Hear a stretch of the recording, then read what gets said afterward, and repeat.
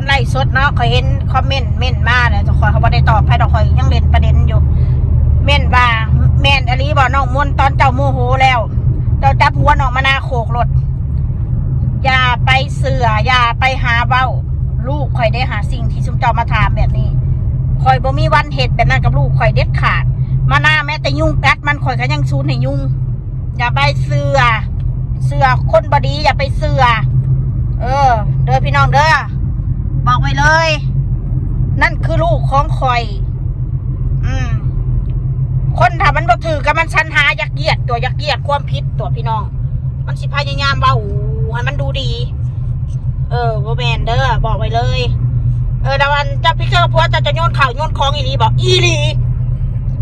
ทุบแม้มทิมเบิดไปสนใจอันนี้คือเรื่องจริงพัดลมก็หมดมา3 ตัวแล้วจ้ากูนี่แหละทำเองกูกล้าพูดกูกล้าทำกูกล้ายอมรับ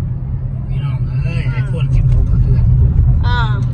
ไอโฟน16ก็ซื้อมากแพงไปอุ้ยเลยไม่สนใจไอโฟน16อ่ะมึงอยากแพงสำใดแต่กูโมโหนั่นล่ะพี่น้องรู้ว่าเป็นยังข่อยจัง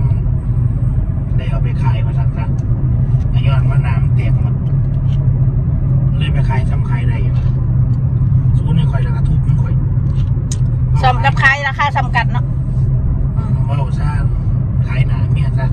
พี่น้องดาวเพราะว่าทัดข่อยเบิ้งดีๆพี่น้องทุ่งประวันไปใส่มันจะวิ่งหน้าตามภาพบ่มีปนนั้นยังเบิ่งได้เดี๋ยวสักพักหนึ่งเบิ่งได้สักพักหนึ่งแล้วก็หายไปแล้วกาหน้ามากกาหน้าอยากได้จับขายของห้างได้เท่าไหร่หูป่ะ20 บาทกาหน้าไว้ไข่ตาไก่มนปลามนปลามนกับแล้วก็สิว่าเรื่องสายไฟที่กาหน้าเราไปเห็นงานนะมีม้ามันออกมาเห่าดอกมันมาหาว่าข่อยน่ะไปลักสายไฟอยู่ในเฮือนบ้านเสานี่ว่าสันเอาให้กาหน้าว่าสันมึงเบ้าอะไรสายไฟยาวจากเมตร30-40 เมตรเป็นร้อยเพชรสายไฟกูซื้อไม่เป็นไอเพชรเราซื้อมาต่อไปต้นม่วงตั้งแต่เฮือนพอต้นม่วงถ้าผู้ใดเบิ่งคลิปบอกกันสิเห็นช่วงพอต่อไปต้นม่วงไปซื้อมาใหม่ๆเลยมาใส่ไล่ป่ะมันเอากันมันขโมยสายไฟในบ้านเช่านะวะบ้านเช่านะบริมียังมีแต่บ้านเช่า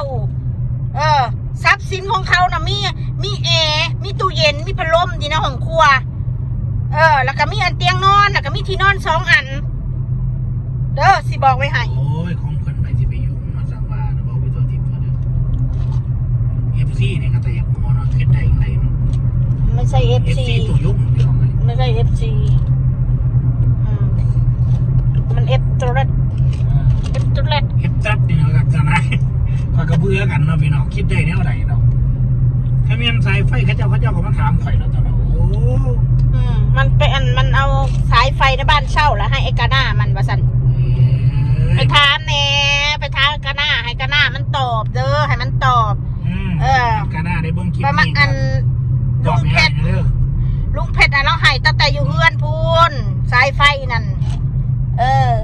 กาหน้าได้เห็นคลิปนี้ก็ตอบไม่ได้นะเด้อเห็นสายไฟนะอย่ามาหาเว้าเห็นลุงเพชรนะบ่ได้ใส่เลยทำมาหน้าเสียวบ่ถ้าเอาเขาแล้วว่าเขาเองเหตุงานเกี่ยวกับพวกกันก่อสร้างอยู่ข่อยเห็นมาน้องหวังดีก็กลายเป็นหวังร้ายไปเลยทีนี้เกี่ยวกันก่อสร้างข่อยก็บ่ได้ใส่น้ำบ่แม่นเงี้ยข่อยเป็นบ้านเช่า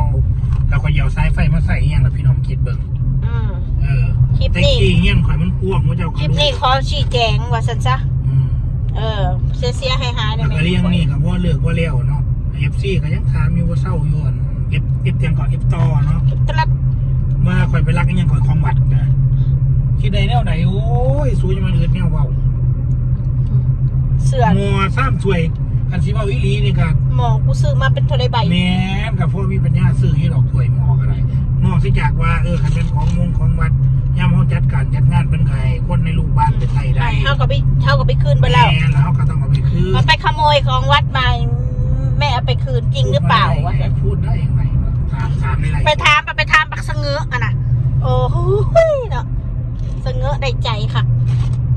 ว่านั่นได้กันแนวนั้นเนาะนี่แล้วเด็กน้อยเสงอะมาถามกูพี่ ทุกอย่างหูอย่างอีทองปลอมแล้วพื้นทองปลอมทองปลอมนี่เป็ดคอยใส่นะโอ้ยเบิ่งเด้อสิให้เบิ่งเบิ่งไหนเบิ่งแต่ถุงมันก็มีออร่าอะไรพวกน่ะ ของจริงมันขายแล้วพี่น้องแล้วแต่ของปลอมนี่อยู่ในนี่ เงินเหรียญ ทองปลอมแล้วบริษัทนี้นะไม่แต่ของปลอมเนี่ยอยู่ในนี้ค่ะ พี่น้องเพิ่งเสียงดีๆเหรียญกระทบกัน เอากระเหรียญมีแต่เงินเหรียญเพราะว่ากันของเพราะว่าสอยมันเอาไปขายเลยเด้สอยมันเอาไปขายเด้ขายซื้อแดกเนาะบ่มีแดกอะขายเห็นอะไรพี่น้อง เจ้าก็ยังมาช่วยโอกาสหน่อย มีจักอันวะมองแล้วใส่แล้ววะโอ้ยจักอยู่ใส่แล้วยังมีอยู่หลายอันอยู่ ช่วยโอกาสมาบอก มีอยู่3 อันหมดเลยถุงใหญ่ขนาดนี้นะคิดเอาว่ามันจักบาทสิบอกไว้ให้ซะต้องปลอม มา มา จา สั่ ก น ไหนถามมาจากไหนเบาเดี๋ยวโมเมนต์ ใช้ของปลอมหรือมึงอีโคก็กูกับปลอมนี่แหละกูไม่อยากใส่ดอกของแท้กูมือนี่กูญาติราคาแพงกูญาติข้อขาดบอกกล้าใส่คือตะกี้ ใครว่าเนี่ยเขาบอก บอกกล้าใส่คือตะกี้บ่มีปัญญาซื้อพี่น้องไม่ได้แต่มีใส่กับใส่คือเก่าดอกเนาะเพียงแต่มันบ่มีปัญญาซื้อบาทละ50,000แม้เบาขึ้นว่า บ่ได้บอกภาพร่วมเด้อพี่น้องเฉพาะ FC ตัวย่งที่ถามเด้อบ่ได้บอกให้ภาพร่วมให้ไพ่เด้อพี่น้องเด้อเฉพาะ FC ตัวยงที่ถามเข้ามาเขาก็อยากตอบ พอดีแล้วครับเป็นหลักลูกเขาก็ไหลโค้งไปทางคุณเลยนะพ่อเนาะ ถามไปตัวติดตัวเด่นขั้นแมนมาไปเอาของวัดอีลีหลวงพ่อแล้วก็ประกาศหาแล้วเนาะพอเกียรติไอ้มอนซัวถวยซ้ำมาขึ้นไปเอามาขึ้นเด้อเขาก็ให้พ่อใหญ่บ้านประกาศแล้วเนาะ แมน ว้าวได้ บอกเอามั่นบอกไปทั่วทีละคอยเงือกอันไปกดไล่กันนะเพราะว่าใจไหมไปสนับสนุนเนี่ยมันโมเมนต์ กระสร้างมันแล้วเรื่องของมันความพอใจเขาห้ามบ่ได้ดอกของนั่นนี่พ่อเอ้ยอดเอาบ่มีใครเห็นกระสร้างเทวดาเห็น นี่นะมันมีคนปกป้องทุกข่อย บ่ต้องมาปกป้องบ่เป็นหยังเขาบ่ได้ต้องการใครมาปกป้องเขาดอกปกป้องไปก็แค่นั้นแหละคนเขามันตีไปนั่นแล้วเขาบ่สามารถที่มิแต่พักการเขาออกมามันบ่แม่นว่าการเป็นการแก่โตเขาเรียกว่าเป็นการปกป้องตัวเอง พูดความจริง คือเขาข่อยเอาหัวลูกข่อยโขกใส่รถป้าตัวถ้ากูเอาหัวเห็บโขกใส่รถสู้ก็เห็นแล้วว่าหัวลูกกูบาดที่ผ่านมาถ้าโขกใส่รถมันก็ต้องโน้หรือหัวเด็กน้อยคือหัวใจพระเจ้าคิดได้นะ เสือบักสะเงือเสือบักบ่เต็มมันนะโอ้ยกูละเงิดสู้ไหล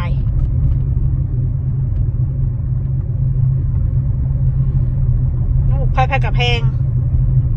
มีแต่มันนะตัวเห็ดหัวเขาลูกอุบาทนะที่ผ่านมากูอดทนอดกันมาซ้ำใดทำลายกูแล้วทำลายกูอีกนะกูให้กินเข่าห่วมผ้ากูนะก็มันบุญหัวมันหลายแล้วบุญวาสนาหัวมันมากเลยแหละที่บอกว่าให้ซะบาดนี้มึงฝันนะโลดมึงโซมซามสมานกลับมามึงก็ฝันนะโลดมึงเก่งได้ตลอดบอกสำนันแหละเก่งไงมันถึงที่สุดดูถูกบัมพบุรุษดูถูกแม่ดูถูกกูเลี้ยงดูมานะมึงวิวัฒน์เจริญบอกไว้ให้พวกคอมเมนต์น่ะคือกันเด้อเอ้ยอยู่โอนเด้อเงินเด้อสู้จะว่าละล่าเด้อสู้ว่าละล่าสู้เป็นหมาเป็นไทยเต้กูย่านแต่เสียอันเสียความรักฟรีซื่อๆดอกกูย่านกูมองไปในแง่นั่นแหละเดี๋ยวนี้เรื่องอะไรกูรู้หมดแล้วกูจะไปโอนให้มึงเด็ก กูย่านตัวนี้ตัวเดียวนี่แหละกูรู้ความลับหมดแล้วเรื่องอะไรกูจะโอนให้มึงแม่นปะล่ะมิจะอยากให้หลานได้มิจะอยากให้เอี่ยได้ใครเป็นผู้เจ้าให้เขาด้วยใจไฟดีใหญ่นั่นหน่อยจะไปหาวันน้องม่วงยิจฉาหลานยิจฉาใหญ่ยิจฉาเพียงไม่ได้ยิจฉาเขาดอกไม่ได้อยากให้เขาได้กูเห็นเขาลำบากมาทั้งชีวิตแล้วกูเห็นอยากให้เขาสบายไม่ได้อยากให้เขาได้กูนี่ก็บ่ได้กูนี่บ่ได้รวยดอกแต่ชีวิตกูก็บ่ได้ลำบากถ้ากูสิว่าความเป็นจริงนะกูบ่ได้รวยดอกแต่ชีวิตกูมันก็อิสระอยู่จากไปซะก็ไปบ่ได้ลำบากคือมันอีหยังก่อนโอ้ยถ้าสิบอกว่าเงาอีกมีรายการมาบอกแล้วนะถ้าอ้วนกินมึงอย่าปกแตกตายนะประชันเอาโอ้ อนให้กูเบิ่งก่อนนะ เอามาได้ยังไง แต่ข่าวกอกหมอมึงรายเดือนมึงจ่ายงวดรถมึงอะพอหรือยังกูจะถามจ่ายค่าน้ำค่าไฟบ้านพ่อบ้านแม่มึงอะพอหรือยังก่อนที่มึงจะโอนให้คนอื่นแดกนะถามตัวเองด้วยถามเงินในบัญชีมึงอย่าร่วมกันนะมึงร่วมกันมึงอย่าร่วมทีละหน่อยนะรวมหัวกันโอนนะไพ่โอนก็โอนได้กูก็โอนได้คือกันถ้าสิโอน1,000-2,000นะมึงต้องโอนทีเปทีละ10,000-20,000เขาต้องเรียกว่าคนเปชีวิตมันจะได้อยู่รอดถ้ามึงโอน1,000-2,000น่ะมันเงิน1,000น่ะมันกินมือเดียวก็เบิดแล้วชาติมันใส่เงินบูตักทีบนะให้เงินมัน2,000มันยังใส่เบิดมือเดียวยูจะเก็บขี้แม่ยังมันคิดได้นะสมองต่ำๆสมันหัติสิมาทันกูนะความรู้เท่าหางอื่นเรียนมาบริมีประโยชน์สั่งเนื้อสั่งตัวกูเห็นผลกูจังที่ยอมหลับใจบ่เอาละสำเนียงละพี่น้องจะดันย้อนนั่งถ่ายเวลาก่อนนะคะกับ2 โมงครึ่งจะสิออกไป2 โมงครึ่งไปหลับพอดีบายบายเด้อ